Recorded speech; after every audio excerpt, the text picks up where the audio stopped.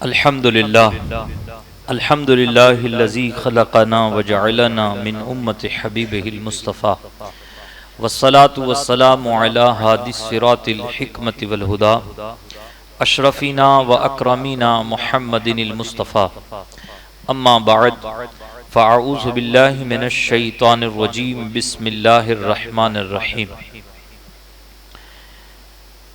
اذ قال ابراہیم رب ارنی کیف تحیی الموتى آمنت باللہ صدق اللہ العلی العظیم وصدق رسولہ النبی الامین ونحن علی ذلک لمن الشاہدین والشاکرین والحمد للہ رب العالمین۔ تمام تعریفیں اللہ رب العالمین کے لیے ہیں جو ہم سب کا رب ہے، اور زمین و آسمان اور ساری خلقت اسی کی ہے، وہی سب کا مالک ہے، اور یہ اس کی جو ملکیت ہے وہ اتنی وسیع ترین ہے۔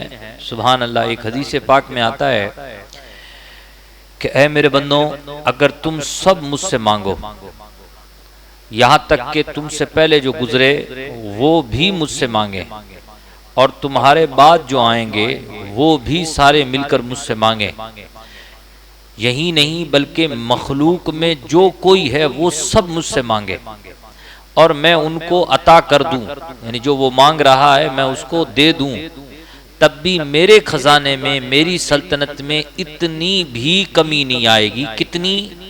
اتنی کہ ایک سمندر میں سوئی ڈبو دو اور ڈبو کے پھر نکال لو۔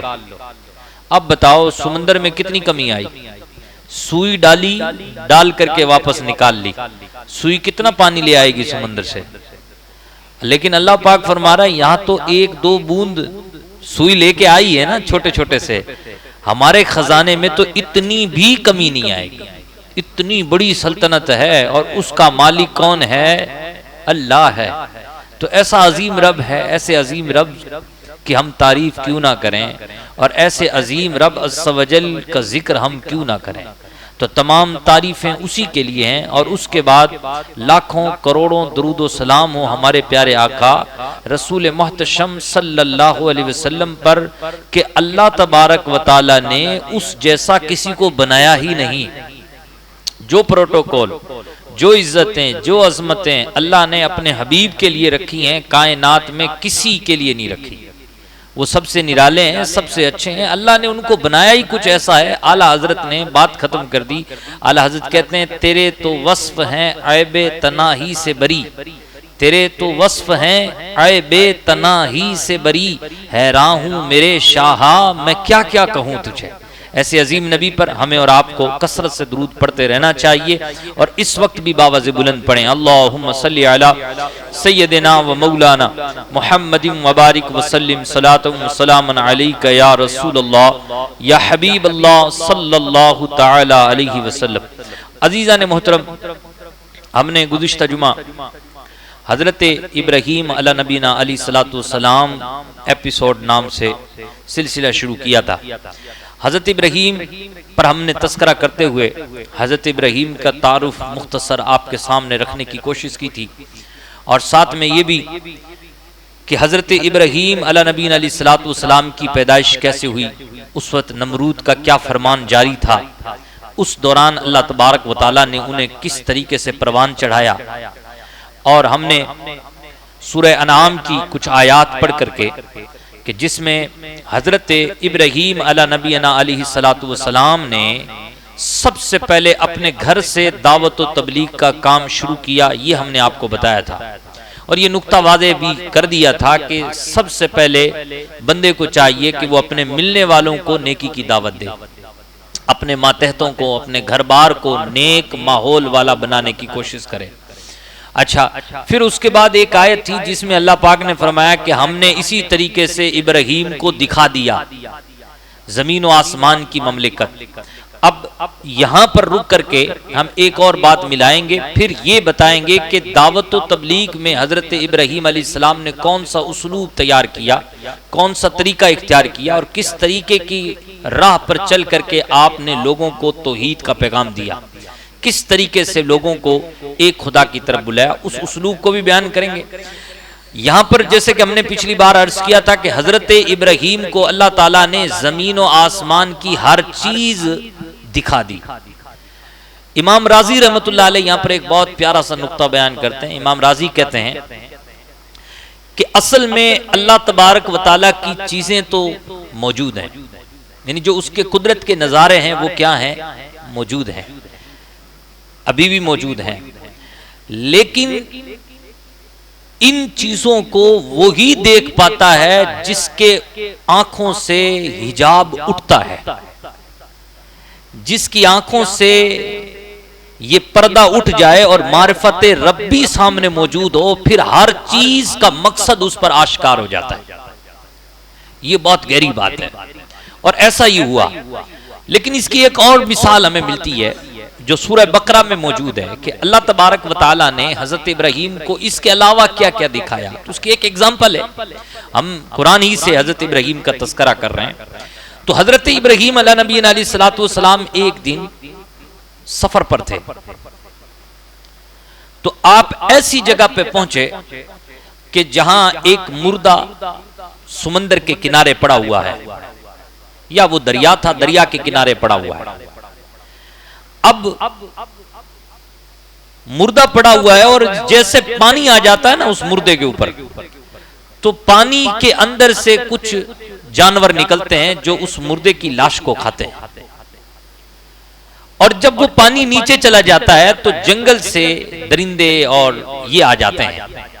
جب جنگل کے درندے غائب ہوتے ہیں تو اوپر سے پرندے نوچنے والے آ جاتے ہیں. اب دیکھیے منظر دیکھیے. اللہ تبارک و تعالی ایسی موت سے ہم سب کو بچائے. کیا آپ کو نہیں لگتا کہ ایسا ہمارے ساتھ بھی ہو سکتا ہے؟ تو اللہ تبارک و تعالی سے مانگنا چاہیے اور ہمیشہ مانگتے رہنا چاہیے. عزیزان محترم، ایسا ہو جائے یہ ایک الگ بات ہے، لیکن اس سے بھی بڑی خطرناک بات ہے وہ یہ ہے کہ انسان ایمان پر نہ مرے. یعنی ایسا بندہ ہو اور وہ ایمان پر گیا ہو کہ جس کو پانی کے جانور بھی کھا رہے ہیں، جس کو جنگل کے درندے بھی کھا رہے ہیں، آسمان سے فضاؤں میں اڑنے والے کیا کھا رہے ہیں؟ پرندے بھی کھا رہے ہیں. اس کی لاش اور اس کی باڈی کی بے حرمتی ہو رہی ہے. آپ کو برا لگ رہا ہے نا؟ لیکن یہ تو کچھ نہیں ہے. جو بندہ کفر پر مرے گا، ایمان نہ لے کے جائے گا، فرشتے اس کو چبڑوں سے پکڑ پکڑ کے گھسیٹیں گے. کیا حالت ہے جہنمیوں کی؟ جسم اتنا بڑا بڑا ہوگا، جب پانی مانگے گا تو اسے جہنمیوں کی پیپ پلائی جائے گی، اور اتنا کھولتا ہوا ہوگا وہ بھی کہ جیسے ہی منہ کے سامنے کرے گا تو اس کی ساری منہ کا جو گوشت ہوگا وہ جڑ کر کے کیا ہو جائے گا؟ بہ جائے گا. جب وہ پانی ڈالے گا تو آنتیں بہ جائیں گی. یہ وہ بندہ اس کام کو اور اس معاملات سے نپٹایا جائے گا جو بندہ ایمان لے کے ساتھ میں نہیں گیا. تو ایمان مانگیے اللہ تبارک و تعالیٰ سے، ایمان کی حفاظت کا سوال کیجئے اور ایمان کی حفاظت کرنے کے لیے 1000 بار کوشش کیجئے. خیر، حضرت ابراہیم علیہ نبی علیہ السلام نے جب یہ منظر دیکھا تو آپ تو حضرت ابراہیم تھے. حضرت ابراہیم نے مولا سے عرض کی، مولا اس مردے کو تو کیسے زندہ کرے گا؟ مردوں کو تو کیسے زندہ کرے گا؟ یہ سوال تھا، یقین تو تھا لیکن پھر بھی سوال کیا، جیسا کہ قرآن میں تذکرہ ہے. ایک دوسرا حکم یہ ہے کہ اسی سفر میں اللہ تبارک و تعالیٰ نے ایک فرشتے کو بھیجا اور کہا کہ جا کے میرے ابراہیم سے کہہ دو کہ آج کے بعد وہ اللہ کا خلیل ہے. تو جیسے یہ بات سنائی فرشتے نے تو حضرت ابراہیم نے کہا اس کا ثبوت کیا ہے کہ میں اللہ کا خلیل ہوں؟ تو فرمایا گیا کہ جو دعا کرو گے اللہ تعالیٰ اسے پوری فرمائے گا. تو آپ نے جب اس منظر کو دیکھا اور وہ بات فرشتے کی ٹکرائی ذہن سے تو فوراً کہا، مولا جب میں ہوئی تیرا خلیل. اب ہم بھی تو سوال کر سکتے ہیں لیکن ہمارے سوال کا جواب ادھر سے نہیں آئے گا جیسے حضرت ابراہیم کا آیا. تو یہاں پر تو فرشتے نے آ کے کہا کہ خلیل ہیں آپ. کیا ثبوت ہے؟ کہا ثبوت یہ کہ جو مانگو گے خدا سے وہی ملے گا. تو انہوں نے اپنی خلت کی وجہ سے وہ سوال کیا، مولا تو مردوں کو زندہ کیسے کرے گا؟ میں دیکھنا چاہتا ہوں، تو ٹرائل دکھا دے. تو ایک ایگزامپل دکھا دے. تو اس کو قرآن پاک نے بیان فرمایا کہ وَإِذْ قَالَ إِبْرَاهِيمُ رَبِّ أَرِنِي كَيْفَ تُحْيِي الْمَوْتَى، اور یاد کرو جب ابراہیم نے عرض کی مولا تو مردوں کو زندہ کیسے کرے گا. ادھر سے آواز آئی قَالَ أَوَلَمْ تُؤْمِنْ، اے میرے حبیب، اے میرے خلیل، اے میرے خلیل، اے میرے نبی، کیا تو ایمان نہیں رکھتا؟ کیا اللہ کو پتہ نہیں ہے کہ میرا خلیل ایمان رکھتا ہے کہ نہیں رکھتا؟ سب جانتا ہے وہ تو. اچھا کمال ہے، سورہ انبیاء کی آیت نمبر 51-52 پڑھیں گے نا، تو وہاں اللہ پاک نے وَكُنَّا بِهِ عَالِمِينَ کا لفظ کہا ہے، اور اس سے پہلے یہ کہا ہے کہ بے شک ہم نے ابراہیم کو اس سے پہلے ہی ہدایت اور رشد و ہدایت کا مرکز بنا دیا تھا، ہم اسے جانتے تھے کہ یہ کیسا ہے. لیکن یہاں پر جوانی میں اللہ پاک اپنے حبیب سے، اپنے خلیل سے کہہ رہا ہے اولم تؤمن، کیا تو جانتا نہیں ہے کہ ایمان نہیں رکھتا؟ تو یہ سوال اس لیے تھا تاکہ بعد میں آنے والے بندے اللہ کے خلیل پر اعتراض کرتے، اس لیے اللہ پاک نے فوراً سوال کیا کیا تو اس پر ایمان نہیں رکھتا؟ تو انہوں نے کیا جواب دیا؟ انہوں نے کہا قال بلا، کیوں نہیں مولا میں ایمان رکھتا ہوں. پھر یہ سوال کیوں؟ کہا ولکن لیطمئن قلبی، مولا یہ سوال اس لیے کر رہا ہوں تاکہ دل کو اطمینان حاصل ہو جائے. علم الیقین تو ہے، یقین کا علم تو ہے کہ ایسا ہوگا، لیکن میں عین الیقین یعنی آنکھوں سے اس یقین کو دیکھنا چاہتا ہوں. اللہ نے فرمایا ٹھیک ہے میرے خلیل، تو خلیل جو ہے اور تیرا سوال میرے یہاں رد نہیں ہوتا. قال فخذ اربعۃ من الطیر فصرهن الیک، اللہ نے فرمایا 4 پرندے لے لو اور ان 4 پرندوں کو اپنے آپ سے مانوس کر لو. مانوس کر لو، اپنے آپ کے ساتھ کھلا لو، دانے کھلا دو تاکہ وہ تم سے مانوس ہو جائیں، تم سے انسیت رکھنے لگیں. اس کا مطلب یہ ہے کہ جس جانور کو آپ کھلائیں گے وہ جانور آپ کا کیا ہو جائے گا؟ دیوانہ ہو جائے گا، آپ سے محبت کرنے لگا. سیدھا سادہ سا اصول ہے. تو فرمایا جا رہا ہے کہ تم 4 پرندے لے لو اور ان 4 پرندوں کو اپنے آپ سے مانوس کر لو. ثم اجعل على كل جبل منهن جزءا، اور پھر ان 4 پرندوں کو ذبح کرو، اور ذبح کرنے کے بعد گوشت کے ٹکڑے ٹکڑے کرو، حصے کرو، پنکھ وغیرہ سب ذبح کرنے کے بعد پنکھ اتار دو، اس کی کھالیں اتار دو، گوشت کے ٹکڑے ٹکڑے کر دو. حضرت ابراہیم نے ایسا ہی کیا. 4 پرندے لیے. کہا یہ جاتا ہے کہ 4 پرندوں میں سے ایک پرندہ مور تھا، ایک کبوتر تھا اور تیسرا گدھ تھا، اور چوتھا کیا تھا؟ ایک تو مور تھا اور دوسرا کبوتر اور تیسرا مرغا اور چوتھا گدھ. ایک روایت کے مطابق کوا بھی ہے کہ یہ ایک کوا بھی تھا. یعنی 4 پرندے تھے تو گدھ اور کوے میں تھوڑا سا روایتوں میں اختلاف ہے، لیکن ہم گدھ کو لے لیتے ہیں. گدھ تھا، مور تھا، مرغا تھا اور کبوتر تھا. یہ 4 پرندے لیے. اچھا ان 4 پرندوں کو ذبح کیا گیا اور ذبح کرنے کے بعد ان کی کھال اتاری گئی، اور کھال اتارنے کے بعد ان کی گوشت کی بوٹیاں قیمہ بنایا گیا، اور قیمہ بنانے کے بعد ان ساروں کو آپس میں ملا دیا گیا، اختلاط کر دیا گیا. اور اختلاط کرنے کے بعد اللہ نے فرمایا کہ اب انہیں ہر ایک پہاڑ پہ رکھ دو، الگ الگ پہاڑوں پہ رکھ دو. تو حضرت ابراہیم نے اس میں سے کچھ حصہ لیا، الگ پہاڑ پہ رکھا، کچھ حصہ لیا، الگ پہاڑ پہ رکھا، کچھ حصہ الگ پہاڑ پہ رکھا. جب یہ سب کچھ ہو گیا، اب یہاں پر ایک عظیم نکتہ جو کسی صوفی نے لکھا ہے وہ یہ ہے کہ دیکھو اللہ تبارک و تعالی نے فرمایا کہ 4 پرندے لو، اور حضرت ابراہیم نے کتنے پرندے لیے؟ 4 میں سے لیے بھی تو وہی مرغا لیا، کبوتر، گدھ اور مور. کیوں؟ اور بھی تو پرندے ہیں، چڑیا کو لے لیتے، لیکن نہیں، ان 4 ہی پرندوں کو لیا. اس کے پیچھے ریزن یہ ہے کہ ایک انسان جب اللہ کے سامنے تکبر کرتا ہے، جب اللہ کی مخلوق کے سامنے تکبر کرتا ہے، تو ان 4 چیزوں کی وجہ سے تکبر کرتا ہے. ان 4 چیزوں کی وجہ سے سرکشی کرتا ہے. کون سی 4 چیزوں کی وجہ سے؟ ایک تو یا تو لالچ کی وجہ سے بھائی کا حق کھائے گا، لالچ کی وجہ سے بہن کا حق دبائے گا، لالچ کی وجہ سے پڑوسی کو ستائے گا، لالچ کی وجہ سے اپنا ایمان بھی برباد کرے گا، لالچ کی وجہ سے جناب عالی جو ہے نا سب کچھ لٹا دے گا۔ لالچ جو ہے، اور یہ لالچ انسان کو برباد کر دیتی ہے۔ مصطفیٰ کریم صلی اللہ علیہ وسلم نے ارشاد فرمایا، دو بھوکے بھیڑیے جب ریوڑ میں گھس جاتے ہیں تو اتنا نقصان نہیں پہنچاتے جتنا کہ ایک مومن آدمی جب لالچی ہو جائے تو وہ اپنے ایمان کو نقصان پہنچاتا ہے۔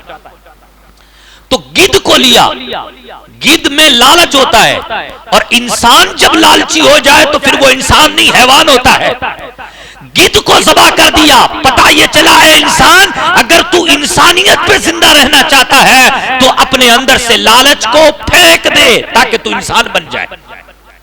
عزیزان محترم، مور کو لیا، مور سب سے خوبصورت ہوتا ہے، اسمارٹ پرندہ ہے، یہ اسمارٹ برڈ ہے۔ یہ اسمارٹ پرندہ اپنے آپ پر نازا ہوتا ہے کہ مجھ سے بڑا خوبصورت کوئی نہیں۔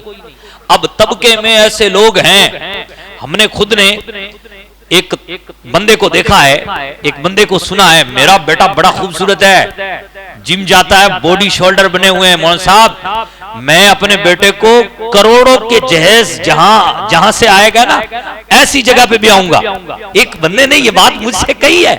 اب آپ بتائیں، یہ جو خوبصورتی ہے، یہ خوبصورتی کئی انسانوں کو کھا گئی، اور اسی خوبصورتی کی وجہ سے وہ کئی انسانوں کو تو حقیر سمجھتا ہے، ذلیل سمجھتا ہے۔ عزیزان محترم، یہ خوبصورتی اللہ تبارک و تعالیٰ کا شرکش بنا دیتی ہے، لیکن اللہ تبارک و تعالیٰ کے خلیل نے مور کو ذبح کر کے بتا دیا، اے انسان اگر خوبصورتی کی وجہ سے تو گھمنڈ کرے تو خوبصورتی کے اس تکبر کو اور اس بڑے پن کو اپنے اندر سے نکال دے۔ ایسے ہی جناب علی مرغا ہے تو مرغے کے اندر خواہشات بہت ہوتی ہے، یہ ہمیشہ ٹون ٹون کرتا رہتا ہے اور مرغیوں کے پیچھے بھاگتا رہتا ہے۔ دیسی، ظاہر سی بات ہے وہ فارمی مرغے ہیں تو ان کے اندر تو کچھ بھی نہیں ہے، وہ تو بیچارے ہل بھی نہیں پاتے، ایک جگہ پڑے ہیں تو پڑے ہی ہیں۔ لیکن دیسی مرغوں کی بات ہو رہی ہے کہ دیسی مرغے اور مرغیاں اس طریقے کے معاملات ہوتے ہیں، تو جو دیسی مرغا ہوتا ہے اس میں خواہشات بہت ہوتی ہے۔ مرغا ذبح کیا حضرت ابراہیم نے، گویا اس لیے کیا تاکہ لوگوں کو پتا چلے کہ اگر تم انسان بننا چاہتے ہو، جنتی بننا چاہتے ہو، بابا آدم کے طرز پہ چلنا چاہتے ہو، حضرت ابراہیم کے طریقے پہ چل کر کے تم خدا کو راضی کرنا چاہتے ہو، تو جناب خواہشات کو مارنا پڑے گا۔ خواہشات ہے، اس لیے نماز فجر چھوڑ دی۔ بھائی خواہشات کیا تھی؟ میٹھی نیند، یہ خواہش تھی، میٹھی نیند یعنی خواہش تو پورا کی، نماز چھوڑ دی۔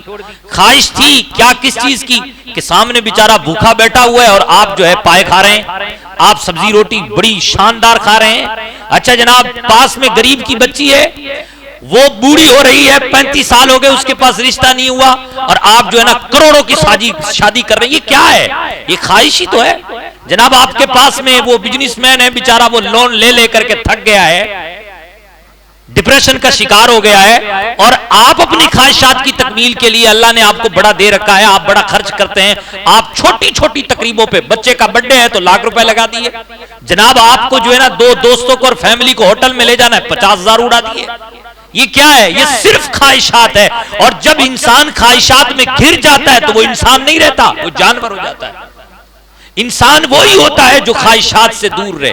اچھا جی جناب، کبوتر کو ذبح کیا، یہ بہت اونچی اڑان بھرتا ہے، اور اس کو اپنی اونچی اڑان پر بڑا گھمنڈ ہوتا ہے۔ گویا کہ انسانوں کو بتایا جا رہا ہے کہ انسان تم بھی پھسلو گے اپنی اونچی اڑان پر، جب تمہارے پاس کوئی منصب آئے گا نا بس پھر تو پوچھو مت نا، تم کپڑوں میں نہیں سماؤ گے، اور جیسے ہی منصب سے گرائے جائیں گے، جو سسٹم میں لوگ ہیں آپ ان کو دیکھیں، جو سسٹم میں لوگ ہیں جب وہ سسٹم میں ہوتے تو انہیں اسلام یاد ہی نہیں آتا، انہیں اللہ یاد ہی نہیں آتا۔ میں مسلمانوں کی بات کر رہا ہوں، اکثریت کی، کئی ہیں اللہ والے بھی، لیکن جب تک وہ سسٹم میں رہتے ہیں، یعنی مثال کے طور پہ ہمارا بچہ کلیکٹر بن گیا، ہمارا بچہ اچھا خاصا ڈاکٹر بن گیا یا اچھا خاصا ایڈوکیٹ بن گیا، جب تک وہ سسٹم میں رہتے ہیں انہیں اللہ اور اس کے رسول یاد نہیں آتے، انہیں مسلمان تو 2 نمبری شہری لگتے ہیں، اپنی برادری کے لوگ تو وہ برادری نہیں لگتی، لیکن جیسے ہی سسٹم سے نیچے اتارے جاتے ہیں تو ان کو اپنی اوقات یاد آ جاتی ہے، تب جا کر کے وہ ٹیلی ویژن پر آ کر کے وہ پھر وہ پنچایتی جھاڑتے ہیں۔ یہ حقیقت ہے۔ تو گویا کہ پہلے ہی سے بتایا جا رہا ہے کہ دیکھ انسان، تو یہ اونچی اڑان یا اونچے منصب کی وجہ سے گھمنڈ کا شکار ہوگا، اگر ایسا ہو جائے تو پھر یاد رکھنا تو انسان نہیں ہے۔ اگر انسانیت پہ قائم رہنا چاہتا ہے تو ان چاروں بری عادتوں کو اپنے آپ سے کیا کر دے، دور کر دے۔ عزیزان محترم، ان 4 پرندوں کو ذبح کرنے کا مقصد یہی ہے تاکہ انسان کو سبق ملے۔ اے انسان، اگر تو خواہشات میں جیے گا تو تو اچھا انسان نہیں بن سکتا۔ خواہشات کو ہٹا، حقیقت کے لیے جینا سیکھ۔ حقیقت کیا ہے؟ خدا ہے۔ حقیقت کیا ہے؟ محمد الرسول اللہ ہے۔ حقیقت کیا ہے؟ ماں باپ ہیں۔ حقیقت کیا ہے؟ سماج ہے۔ حقیقت کیا ہے؟ بھلائی کرنا ہے، یہ حقیقت ہے۔ خواہشات کے لیے مت جی۔ خواہشات آج ہے کل نہیں ہے۔ بتا آج ہی کینسر ہو گیا تو کیا اچھا کھا لو گے؟ کیا اچھا پہن لو گے؟ تو خواہشات کی وجہ سے جینے والے شیاطین ہوتے ہیں۔ خواہشات کی وجہ سے نہ جی کر کے دوسروں کے لیے جینے والے یہی تو انسان ہوتے ہیں۔ اس لیے انسان کو چاہیے کہ وہ انسان اپنے اندر سے ان 4 چیزوں کو نکال کے رکھے۔ کبھی اپنے اندر خوبصورتی کا گھمنڈ اور اترانے والا پہلو نہ لائے، کبھی بھی اپنے اندر اونچے پرواز اور اونچے منصب کا گھمنڈ نہ لائے، کبھی بھی وہ جو ہے اپنے اندر ایسی لالچ نہ لائے کہ جو لالچ اس کے لیے کیا کر دے؟ تباہ و بربادی کے دہانے پہ اس کو لا کر کے کھڑا کر دے۔ حضرت ابراہیم علیہ نبی علیہ السلام نے 4 پرندے لیے، چاروں کو ذبح کیا اور ذبح کرنے کے بعد اس کی کھال کو اتارا۔ کھال اتارنے کے بعد حضرت ابراہیم علیہ نبی علیہ السلام نے اس کے گوشت کا قیمہ کیا اور قیمہ کرنے کے بعد الگ الگ پہاڑوں پہ رکھ دیا۔ پھر اللہ پاک فرماتا ہے اپنے خلیل سے، ثم ادعوہن یاتینک سعیا۔ اے خلیل، کیا کیا تو نے؟ ہاں مولا، اس کے جو سر تھے وہ میں نے اپنے پاس رکھ لیے، ان کے گوشت کا میں نے قیمہ بنا دیا ہے، کھال بھی اتار لی، ان کے پنکھ بھی اتار لیے ہیں۔ اب کیا کروں؟ تو اللہ نے فرمایا، اے میرے خلیل، اب تو یہ کر کے ان ساروں کو آپس میں بلا، اپنی طرف بلا۔ کبوتر کو بلا، مرغے کو بلا، یا ایھا الدیک یا ایھا الحمام، کبوتر کو بلا، مور کو بلا، ان سارے پرندوں کو اپنی طرف بلا۔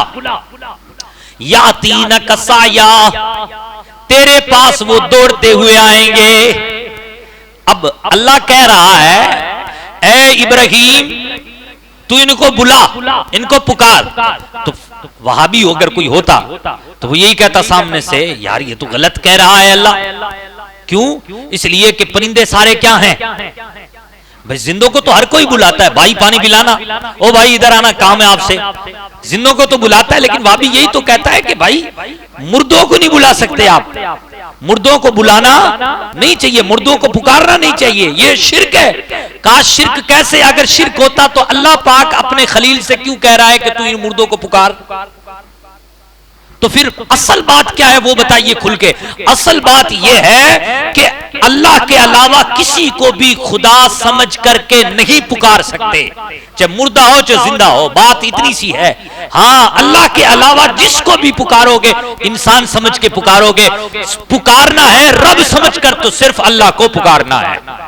رب پکار کر، رب مان کر جس کو پکارنا ہے وہ صرف اللہ ہے، اور ہم سارے الحمدللہ اسی کو پکارتے ہیں رب مان کر کے۔ تو یہ اصل ہے عزیزان محترم۔ حضرت ابراہیم نے جیسے ہی پکارا یاتینک سعیا، تو وہ سارے کے سارے پرندے گوشت پوشت ہوا میں اڑا، اور ہوا میں اڑ کر کے آپس میں ملا، اور پھر ان پر کھال چڑھی۔ کھال چڑھنے کے بعد ان پر پنکھ لگے، اور پنکھ لگنے کے بعد اپنے اپنے سروں سے مل کر حضرت ابراہیم کے پاس آ کر دانے اٹھانے لگے۔ اور اللہ تبارک و تعالیٰ نے اپنے خلیل کے سامنے یہ ظاہر کر دیا کہ میں مردوں کو ایسے زندہ کروں گا۔ میرے لیے بہت آسان ہے، یہ میرے لیے کوئی مشکل کام نہیں ہے۔ مردوں کو آسان کرنا، مردوں کو زندہ کرنا، یہ تو بہت آسان ہے۔ آپ دیکھیں کہ اللہ تبارک و تعالیٰ نے اس قسم کا مضمون بیان فرمایا ہے کہ جب ہم نے پہلی بار تمہیں بنایا تھا تو کتنی پیچیدگی کے ساتھ بنایا، یہ دیکھ لو۔ تم پانی تھے بے جان، پانی کا قطرہ، ہم نے اس سے تمہارے جیسا انسان بنا دیا، تو پھر تو تم تو بنے ہوئے ہو، بس تمہیں تو دوبارہ زندہ کرنا ہے۔ تو یہ اللہ کے لیے کوئی مشکل کام نہیں ہے۔ تو اللہ تبارک و تعالیٰ نے یہ بتایا اپنے خلیل کو، سبحان اللہ، اور فرمایا وَعْلَمْ، اور جان لو، اور اپنے یہ دل میں بٹھا لو، اے لوگوں یہ بات اپنے دل میں بٹھا لو، کون سی؟ ان اللہ عزیز حکیم، بے شک اللہ غالب ہے، اللہ غالب ہے، لا غالب الا اللہ، اللہ کے علاوہ کوئی غالب نہیں ہے، اللہ ہی غالب ہے، بے شک اللہ غالب ہے، حکیم ہے، وزڈم والا ہے، حکمت والا ہے، جب بھی وہ کوئی کام کرتا ہے حکمت سے کرتا ہے، حکمت سے اس کا کوئی بھی کام خالی نہیں ہوتا۔ حضرت ابراہیم علیہ نبی علیہ السلام کا یہ درس ہمیں یہ بتا رہا ہے کہ عزیزان محترم کہ اللہ تبارک و تعالی سے محبت کرنی چاہیے، اور دوسری بات یہ کہ اللہ تبارک و تعالی کی جو عجائبات ہیں اس میں خوب غور و فکر کرنا چاہیے، اور اللہ پاک نے اپنے خلیل کو بہت کچھ سکھایا۔ اور یہاں پر یہ بھی بات پتہ چلی کہ جب کوئی بندہ جستجو میں پڑتا ہے، جیسے حضرت ابراہیم علیہ نبی علیہ السلام ایک جستجو میں پڑے، تو جستجو میں پڑے تو اللہ نے دروازہ کیا کر دیا؟ کھول دیا، یہاں تک کہ مردوں کو کیسے زندہ کیا جاتا ہے یہاں تک دکھا دیا۔ تو آج بھی اگر کوئی بندہ جستجو میں نکلے، تلاش میں نکلے، آج بھی اگر بندہ کچھ تلاش کرنا چاہے تو اللہ پاک اس کے لیے راستوں کو آسان فرما دیتا ہے۔